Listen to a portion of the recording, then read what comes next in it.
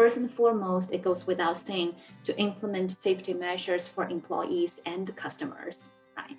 And another common practice is to ramping up e-commerce capabilities. And specifically, this involves improving the technology and the supply chain infrastructure and shifting store-based employees to the online divisions, for example, in call centers, fulfillment centers, and the delivery crews.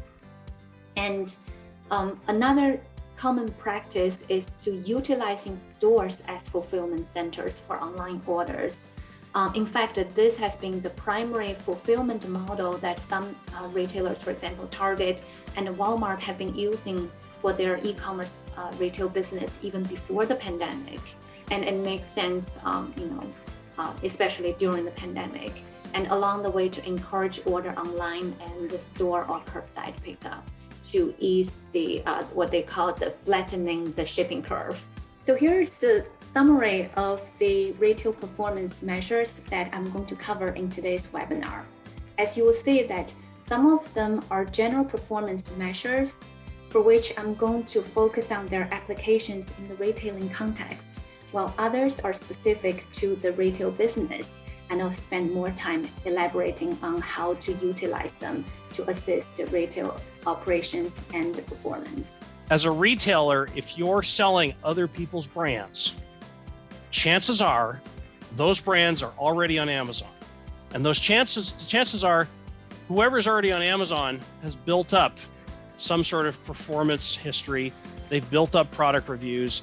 They've built up just knowledge of how the platform works. And so when you decide to jump in and become an Amazon seller, just be aware that there is no practice lane.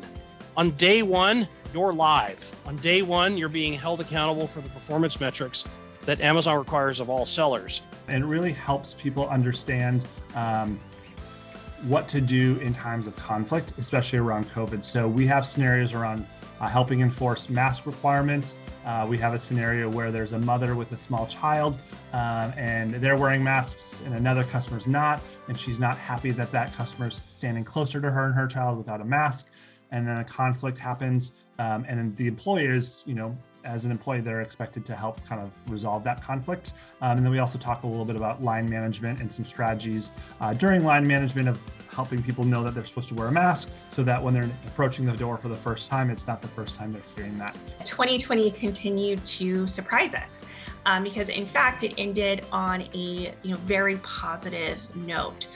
Retail sales started to pick up in around June, around when shutdowns started to ease a bit and some restrictions were lifted.